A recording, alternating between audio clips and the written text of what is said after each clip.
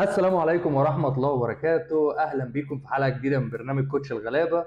أنا مصطفى الشاعر، وحلقة النهاردة هنتكلم فيها بمنتهى الحيادية اللي في الدنيا عن العقوبة اللي تم توقيعها على محمود عبد المنعم كهربا، ونشوف بالمستندات وبلائحة اتحاد الكورة ولجنة المسابقات ورابطة المحترفين وبالعقوبات السابقة، هل العقوبة اللي تم توقيعها على كهربا دي حق ولا باطل؟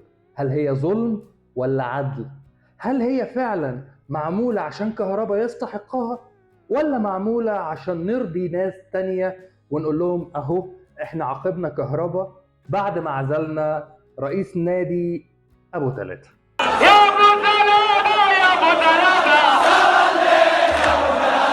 يا ابو ثلاثة يا ابو ثلاثة. وقبل ما نبدأ حلقتنا على طول، ما تنسوش تعملوا لايك شير سبسكرايب، وصلوا الحلقة دي ل1000 لايك، اعملوا لها شير على قد ما تقدروا، عشان احنا هنتكلم بمستنداتنا قد ايه ان كهربا اتظلم فعلا في العقوبة دي. فيلا بقى يا اهلاوية، ايدك على زرار اللايك، شير بقى، سبسكرايب في الشانل وشغل جرس التنبيهات عشان يجيلك جديد اول باول. انزل بقى تحت في الكومنتات اكتب لنا عاش الاهلي، هيجيلك حقك يا كهربا والعقوبة هتتشال ان شاء الله. فبدون اي رغي كتير، يلا ندخل في الحلقة على طول.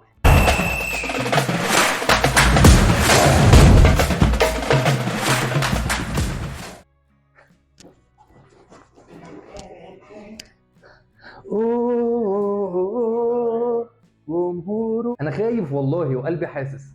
هي بتنور اخضر صح؟ مش عارف ليه عندي احساس هيحصل زي المره اللي فاتت، بعد ما نخلص الحلقه يطلع ايه ده؟ نحس اليوم وانا حينام. طيب خلونا نبدا على طول بالغرامه اللي تم توقيعها على محمود عبد المنعم كهربا من لجنه التظلمات باتحاد المصري لكره القدم او برابطه المحترفين لكره القدم. كهربا اتوقع عليه غرامه وهي ايقاف 12 ماتش وغرامه مليون جنيه.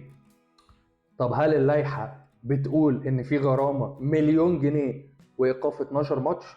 تعالوا نشوف. طيب يمكن كهربا عمل فعل مشين، عمل حاجه كبيره قوي.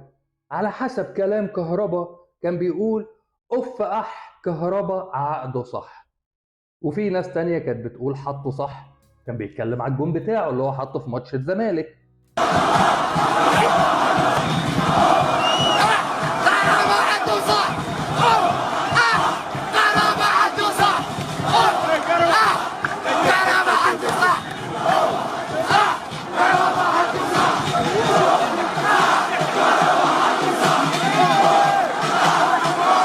ايا كان اللي كهربا قاله واحنا فاهمين هو قال ايه ويقصد بيه ايه، وما يقصدش بيه جماهير الزمالك اكيد، هو يقصد ناس معينه فعلا كانت بتضر بكارير كهربا وعايزه تدمر مستقبله باي شكل من الاشكال.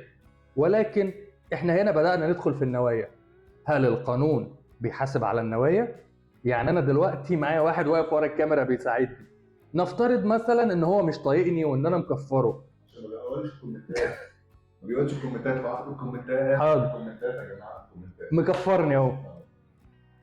انا دلوقتي بقول له انت مكفرني، قلتها له في وشه. لو هو عايز يعاقبني هيعاقبني بناء على اللي انا قلته، ولكن لو انا قعدت كده وقمت باصص له، هل هو ليه الحق ان هو يتكلم معايا في اي حاجه كانت جوه نيتي؟ بغض النظر عنك انت يا رب. فاحنا عندنا القانون ما بيعاقبش على النوايا. فبناء على الفيديو اللي اتعرض كهربا ايا كان قال ايه، قال عقده، قال حطه، فهو في الاول وفي الاخر فعل خاطئ، واحنا معترفين ان كهربا غلطان، ولكن ما يستحقش عقوبه زي دي لان احنا دخلنا في نيه كهربا. طيب تعالوا نشوف في لائحه العقوبات عقوبه كهربا تندرج تحت انهي بند بالظبط. بالنسبه للجنه العقوبات ادرجت عقوبه كهربا تحت بند فعل فاضح او فعل مشين لاحد عناصر اللعبه ما عدا الحكام.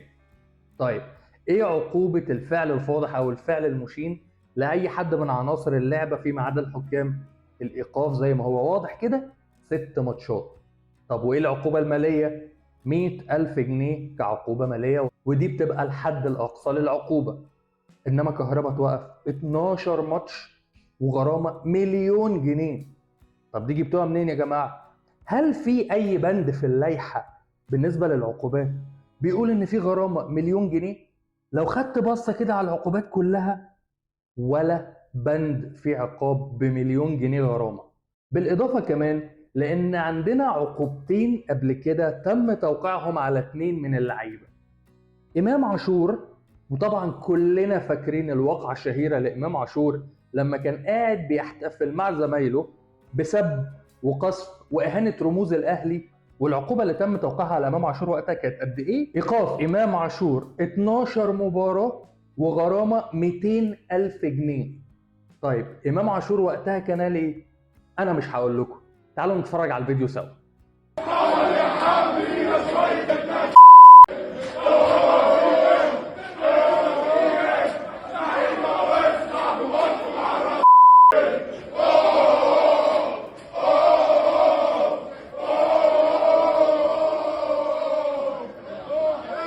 طبعا احنا حطينا تيت على كلام امام عاشور، وده سب واضح وقصف واضح لرموز النادي الاهلي، وعشان كده استحق الغرامه اللي هي 200,000 جنيه كغرامه ماليه والايقاف 12 مباراه.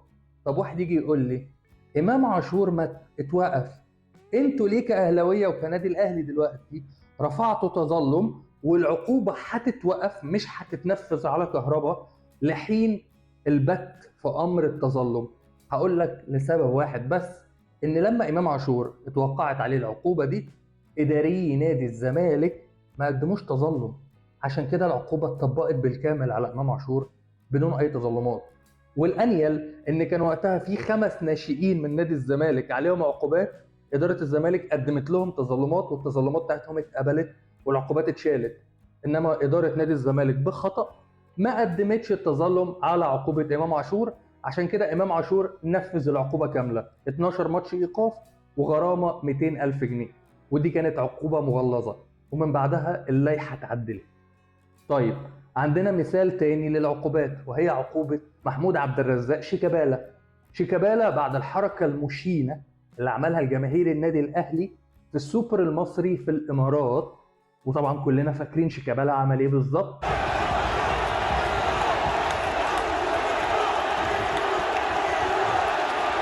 ووقتها شيكابالا اتوقعت عليه عقوبة وهي إيقاف 8 مباريات بالإضافة لغرامة 100,000 جنيه. طب لغاية دلوقتي احنا بنتكلم ان عدد الإيقافات بتاعت المباريات 12 واتطبقت و8 واتطبقت، ولكن الغرامة المالية هنا كانت 200,000 وهنا 100,000. هنا فعل فاضح واتعمل في دولة غير مصر قدام جمهور العالم كله والعالم العربي اللي كان بيتفرج علينا، وكان فعل مهين للكرة المصرية، وتوقعت عليه غرامة ب100,000 جنيه. إمام عاشور لما كان بيسب ويقصف صريحة ما فيهاش أي تأويل ولا احتمالات خد غرامة 200,000 جنيه. محمود عبد المنعم كهربا لما يقول عقده صح أو حط صح أيا كان اللي قاله وإحنا هنحاسبه على نيته هنغرمه ب1,000,000 جنيه غرامة، دي جبتوها منين؟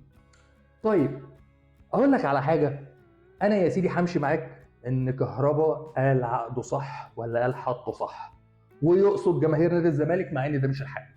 طبقا لاحمد دياب رئيس رابطه المحترفين في الدوري المصري، مفيش اي عقوبه توقع على لاعب او توقع على حكم او توقع على اي حد الا اذا كان الامر اللي حصل موجود في تقرير حكم المباراه او تقرير مراقب المباراه او في الشريط الاصلي للمباراه. بعض الناس على السوشيال ميديا كتبوا ممكن يبقى في شكاوي مثلا حتى لو حصل تجاوز مثلا في شيكابالا في اسم في لاعب، ان يبقى في مثلا شكوى من نادي. انتوا بتبصوا لها ولا قرارات طبعا سريعه على طول؟ لا، لو في شكوى في اي حاجه في عنصر من عناصر اللعبه او تجاوز في اي شيء هنحولها لجنه الانضباط على طول. هل في اي شكاوي ولا ما فيش؟ يعني قراراتكم سريعه؟ لا القرارات دي قرارات اللائحه طبقا للشريط الاصلي للمباراه وتقرير مراقب المباراه. طيب هل حكم ماتش الاهلي والزمالك قال حاجه عن واقعة كهربا؟ سبحان الله ما جابش سيرته. طب هل الشريط الاصلي للمباراه ظهر فيه كهربا بيعمل اي حاجه؟ سبحانك يا ربي برضه مفيش حاجه من دي حصلت. طب سيبك من الحكم وسيبك من الشريط الاصلي للمباراه، تقرير مراقب المباراه اللي هو غالبا بيبقى اخر واحد بيمشي من الملعب، هل ذكر حاجه عن واقعة كهربا؟ برافو عليك، برضه مفيش. كل ده ظهر بناء على ايه؟ فيديوهات انتشرت على السوشيال ميديا، وبناء على الفيديوهات دي تم عقاب كهربا بالعقوبات الغير منطقية اللي غير موجودة باللائحة أصلا والمغلظة، والأهلي طبعا قدم تظلم عليها، وبناء على التظلم ده عقوبة كهربا هتتوقف. فاضل حاجتين أخرى عايز أتكلم عليهم. أول حاجة وهي إن لجنة التظلمات اللي موجودة هي لجنة معينة، وطبقا للقانون الرياضة المصري اللجنة دي باطلة، أي قرار منها يطلع المفروض ما يتعملش بيه. ليه؟ لأن طبقا للوائح وللقانون المفروض اللجنة اللي هتيجي تكون لجنة منتخبة من مندوبي أو ممثلي الأندية، إنما اللجنة الموجودة حاليا هي لجنة معينة. يا ترى ليه اللجنة دي اتعينت؟ عشان اللجنة المنتخبة تم إهانتها بأفظع الطرق لغاية ما الناس صانت كرامتها وقررت إنها تمشي، وأظن الكلام واضح وعارفين مين السبب. المعزول. استاذ ايهاب، انا اتعلمت ما ردش على حد عبيط. حد ايه؟ عبيط، واحد عبيط. طب العبيط ده بيعمل ايه؟ كل يوم بيعمل مصيبه واهبل. انا بقول لجنه الانضباط دي فيها قضاه محترمين، انا مش هتعرض لهم عشان انا كنت في اليوم من الايام رئيس محكمه. هو انتوا مش عايزين تتعلموا؟ ايه الواد العبيط ده اللي كل شويه انا تعبه قوي؟ ده انا تعبك قوي يالا. مالك هايج فينا كده ليه؟ انت عايز تقول للناس انك ذكر؟ ده انا لو ظهرت زهره واحده هتخش تحت السرير. ده انا مستعد اجي لك البنك يا ابني، والمصحف اجي لك البنك اخدك وانزل بيك. معاك الواد الكومبارس اللي معاك ده اللي جاي عايز يلعب في نادي الزمالك وانا ما رضيتش. اللي دلوقتي اخيرا وزير الرياضه قرر ان هو يشطب عضويته من رئاسه النادي ويشطب عضويته من النادي اصلا ويغور. يا جماعه نسيت اقول لكم صحيح، انتوا عارفين ان سياده الموسيقار المعزول ده بعد كل الاساءات اللي هو عاملها واهانه الخطيب ودخل السجن ومش عارف ايه، عارفين العقوبه اللي موقعه عليه من لجنه التظلمات هي ايه؟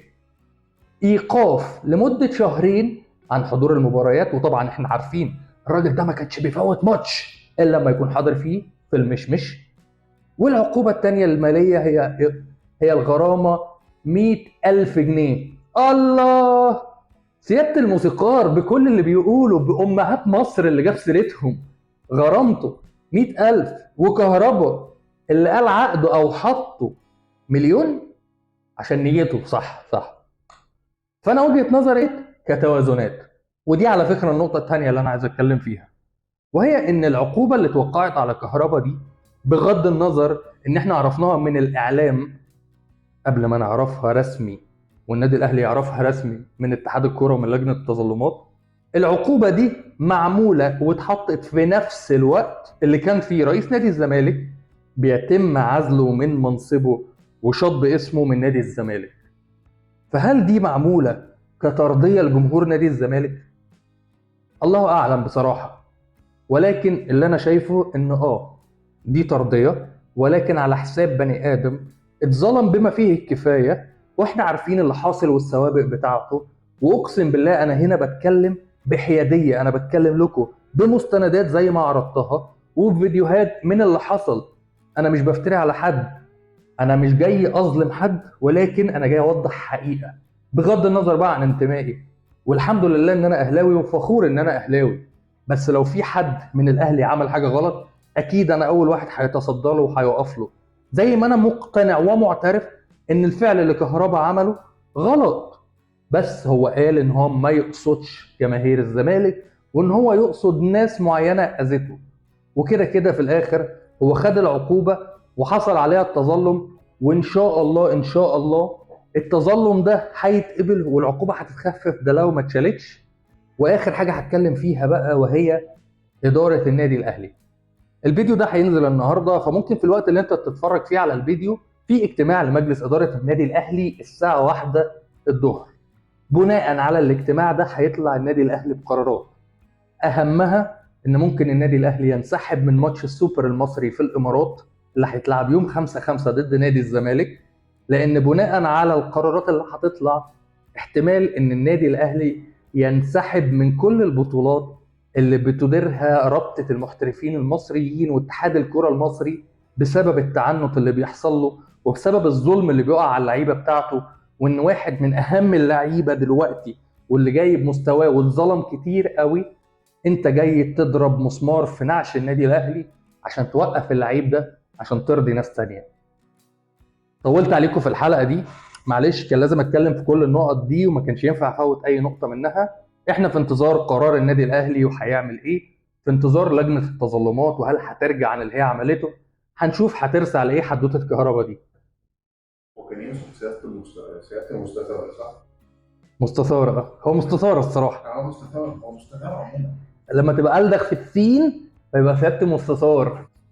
طيب عشان نعرف بقى سياده المستثار احنا مين، وان احنا رجاله النادي الاهلي وهنفضل جمهوره ده حماه لاخر يوم في عمرنا، بندافع عن النادي الاهلي. وقبل ما بندافع عن النادي الاهلي بندافع عن الحق الاول. فيلا بقى نفجرها لايكات كده يا جماعه، دوس على زرار اللايك، شير، سبسكرايب في الشانل واشترك فيها كده. انزل تحت في الكومنتات تكتب عاش النادي الاهلي، قول لنا رايك في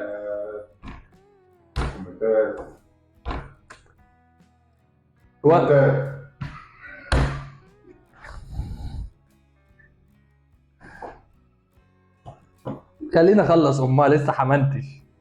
ما انت لو بتمنتش كان زماني دخلت نمت. وفي النهايه ما تنسوش بقى تعملوا لايك وشير وسبسكرايب وتنزلوا تحت في الكومنتات تقولوا عاش النادي الاهلي، شغل جرس التنبيهات عشان يجيلك كل الجديد بتاعنا، وما تنسوش تستنونا في حلقات كتيره هتيجي، وفي احتمال نروح ماتش الاهلي مع بعض لو الاهلي لعب في الامارات، الله اعلم. وبكده نكون شرحنا الى حد ما قصه كهربا والعقوبه اللي وقعت عليه. انا مصطفى الشاعر ودي نهايه حلقه كوتش الغلابه.